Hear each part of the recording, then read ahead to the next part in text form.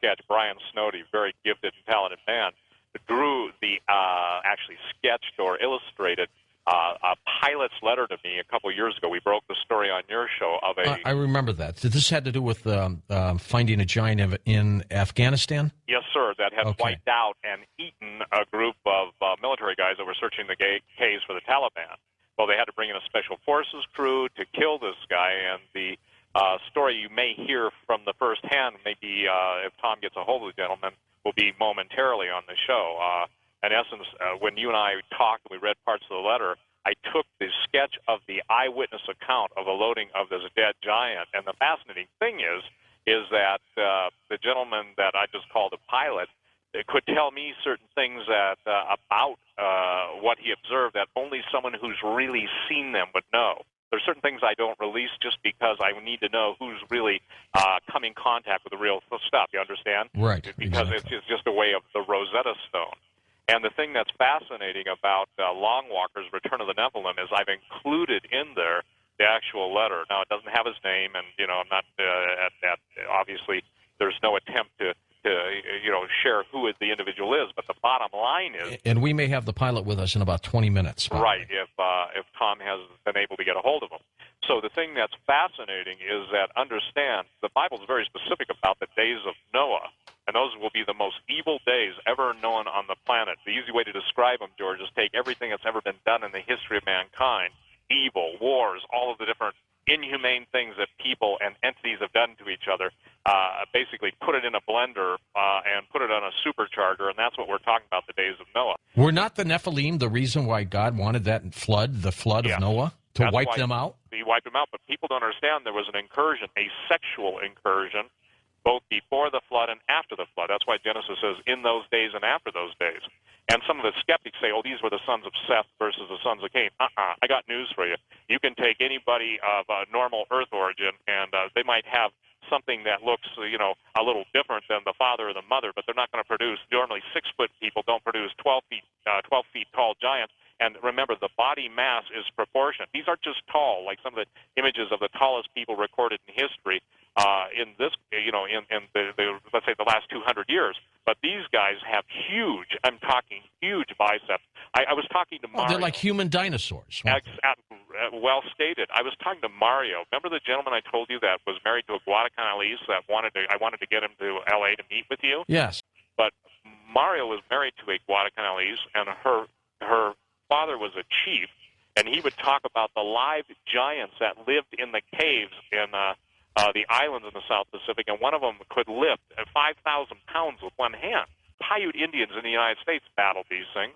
I have another Brian Snowdy illustration on my website of literally one of the giants. George, these guys were so big and so fast they could pick up buffaloes under their arms. Stephen, the pilot, will be with us in a few moments. Does not want his name released, right, obviously. We just call him the pilot. We'll call him the pilot, and we'll get his story when we come back after the break. And I'll have you set the stage for us about this, and then that email that you got once again. And then we'll both chat with him. Okay, doke. And we'll see where this takes us. At final hour, we'll open up the phone lines both for this economic calamity we're in, and also if people want to talk with you about the return of the Nephilim as well. If they weren't in Genesis, I'd say, this is a great tale. Not yours, but just the entire story of the Nephilim. But the fact that it was in Genesis tells me there's got to be a basis to it, and then backed up with some of your research. Man, this is a very ominous sign, Stephen. I think this is a sign of the end times. See, that's the thing. People will talk about earthquakes and they'll talk about everything, but they forget a pretty amazing statement of Jesus, and that Jesus said that just as in the days of Noah, and that was so filled with violence. But it wasn't just an earthly violence. It was a supernatural violence that was loosed on the earth that God himself had destroyed. And by the way, when he spared Noah and Noah's immediate family, when it says they were perfect in their generation, that means they had not been sexually, genetically corrupted. We'll be back with Stephen Quayle in a moment on Coast to Coast AM. Okay, next hour we'll open up the phone lines with Stephen Quayle, but when we come back, we're going to talk with a pilot who sent Stephen an original email about a giant. That's next on Coast to Coast AM. And welcome back to Coast. George Noory with you, Stephen Quayle. Stephen, now right before we go to the pilot, set the stage for us. Tell us about this. Well, he's a listener of Coast to Coast. He contacted me after listening. I believe either he or his mother were listening to my show, and his mom may have ordered the book, Genesis 6.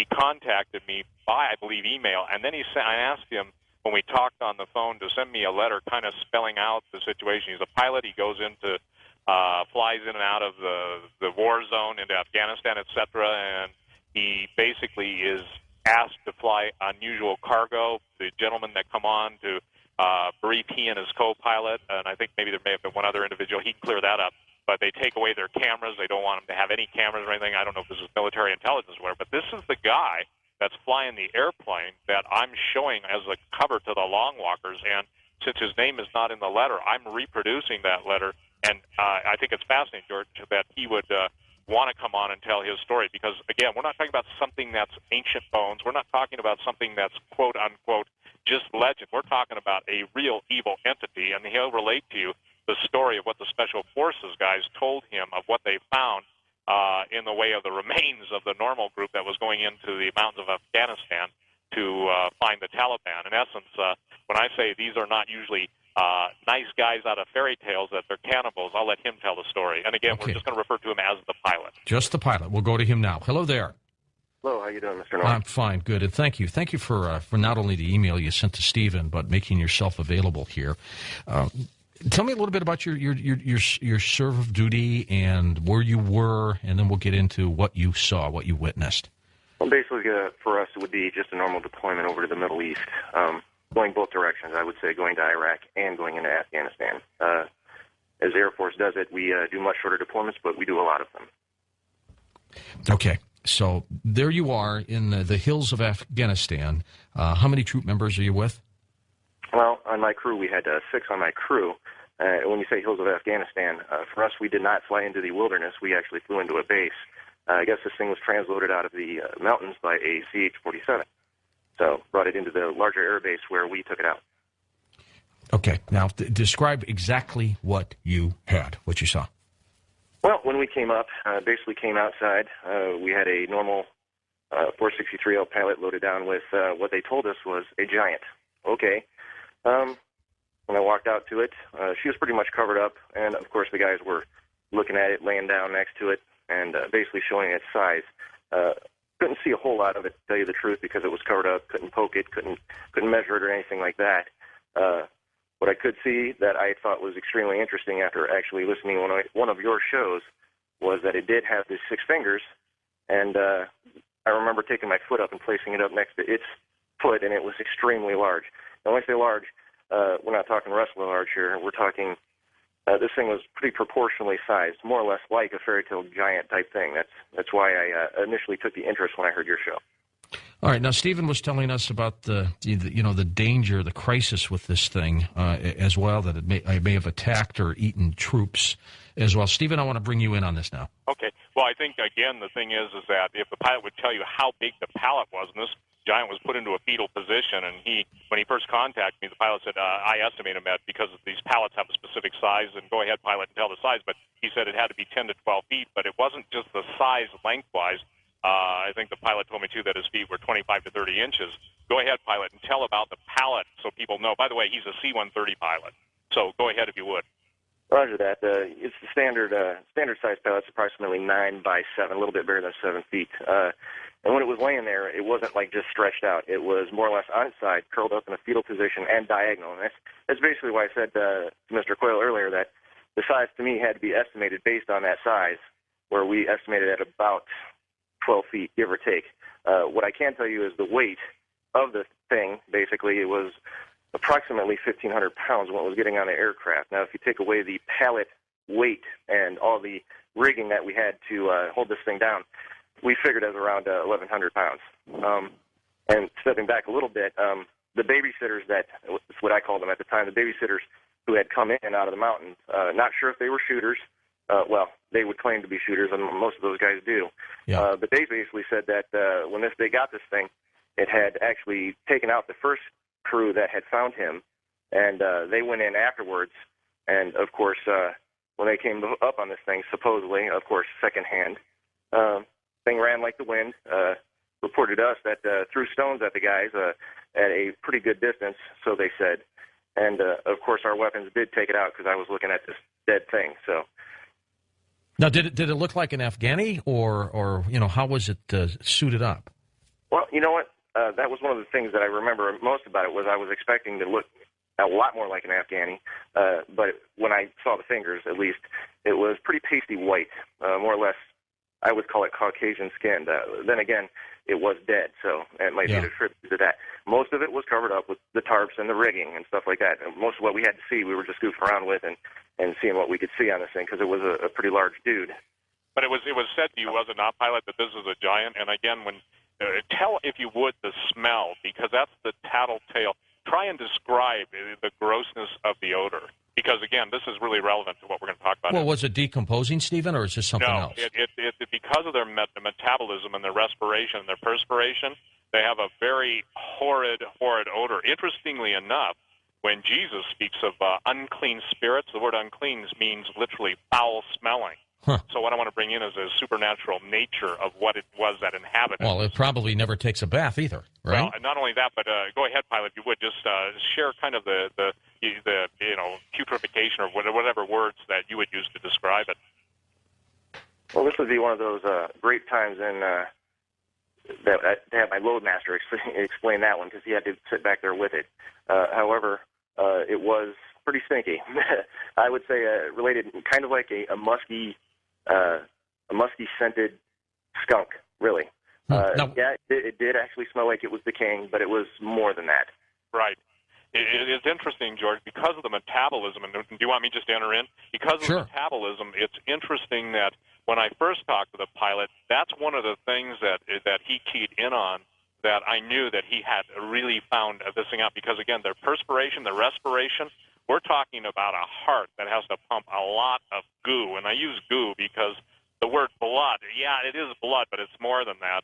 And the thing that my friend the pilot was talking about was the fact that even when the second team encountered it, by the way, if you remember, pilot, when we talked, you said that basically when the second team, the special forces guys, went in to kill this thing, there were basically, rib cages and skulls? I mean, it looked like, the killing fields? I would call it the standard stories that come in out of these guys. Again, like I said, it was secondhand, but the way they painted it out, yes, this guy was eating probably more than our guys with the killing fields that they more or less described. Did it look human other than its size? Again, it was mostly covered up. Could not, poke it, measure it, or anything like that. I can tell you that its hands more or less looked kind of human, very dirty, except for the 6 fingers. Okay, and we don't know if it had sandals on or shoes or barefoot. Actually, it had like canvas over its feet, more or less, like rudimentary shoes that you'd have to put over a foot that was approximately, 30 inches or so. All right. There's just no way you can make a shoe that fit this. Stephen, how do we know that this just wasn't a freak of nature? Well, it's because the freak of nature, polydactylism is a technical term for 6 fingers, 6 toes, but remember, the gentleman, first of all, you can do a neat thing. Physiologically, you can pretty well sculpt out the body. If you know the weight and you know the height, you get the measurements. I think, pilot, correct me, but you thought the foot were about 25 to 30 inches?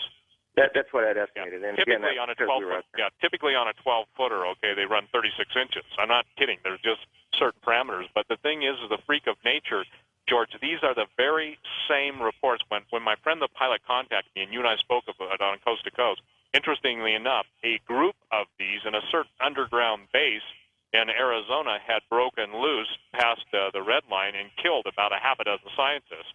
When my friend the pilot brought this story to me, it's synced up and linked up with some other guys that are sent in to basically secure these things. I mean, we're talking strength that is just unimaginable. And the fact that the pilot, when you're talking 1,100 pounds, again, if you would, pilot, explain the size of the hand compared to a human hand, because it's not just, a lot of people think these giants are just, tall and like skinny Maasai or something. And I'm only saying that not to put down the Maasai, but very slender build. But what I am saying is the proportional strength of the muscles and everything is so unusual that's how we know, George, that it's not a freak of nature. In other words, by the collective testimony of history, by the collective testimony of the military, and by the way, there are people that listen to this show tonight that have literally been in the what I call incubatorians or the giant centers on South Pacific Islands that are without names. If you went onto a nautical chart, you'd never see it, but they make the island of Dr. Moreau sing like a nursery rhyme, Pony Farm. And I mean, that's how bad these things are. All right, Stephen, and where do we think this body went? Where was it taken? Let the pilot answer that, because he's the one that flew it. All right. Well, we basically took her back to our home base, and she was transloaded on a much faster jet headed back home. Now, again, third hand, I did question some of the stuff to find out, where it was going, and from what we could tell, it was basically transloaded back to a base in Ohio. When I talked to Steve, there's really only one Air Force base in Ohio. And that's interesting, because that's where all the alien artifacts are usually put. That's what we've heard. And this is interesting, too, George. Again, pilot, somebody just sent me an email saying, how do I know you're real? Well, first of all, I don't know how I want to answer that, but how long you've been in the military? Don't tell your rank, but, I mean, you fly C-130, and he asked me a question that probably means something to you, but it means nothing to me, because I'm not, or nor have I ever been in the military. But how do we know this guy's real? Did he serve in the box? In the box, and he wants to know my combat time. Yeah, okay.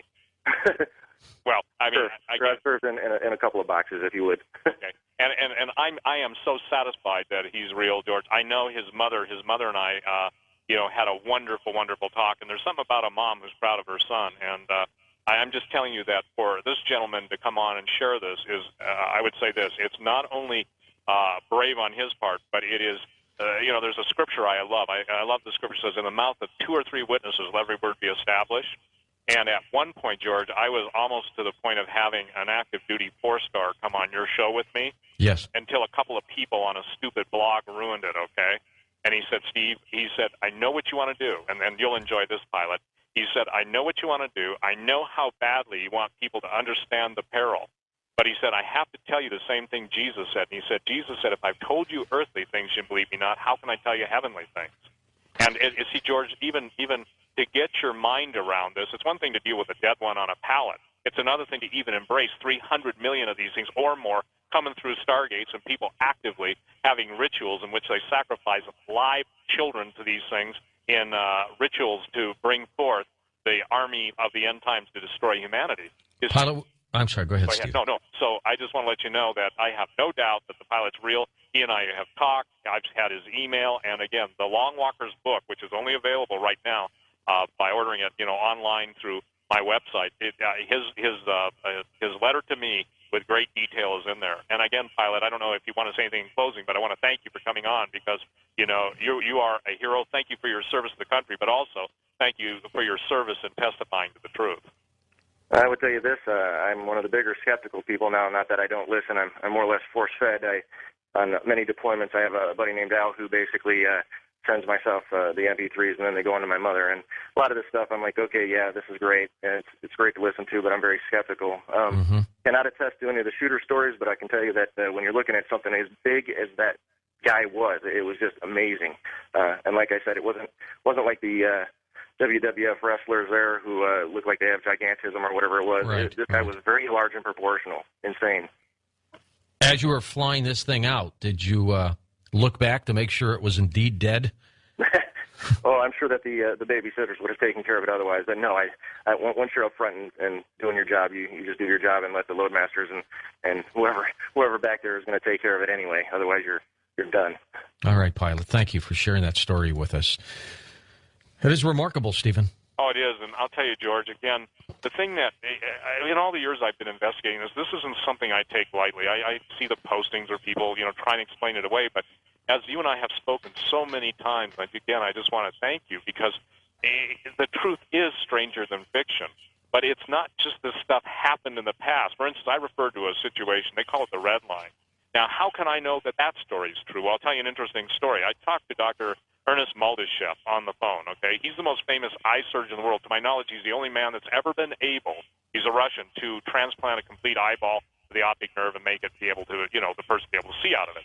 Well, he's probably one of the foremost giant researchers in the world. He was taken to the caves of Tibet, and the monks showed him one of these giants of suspended animation.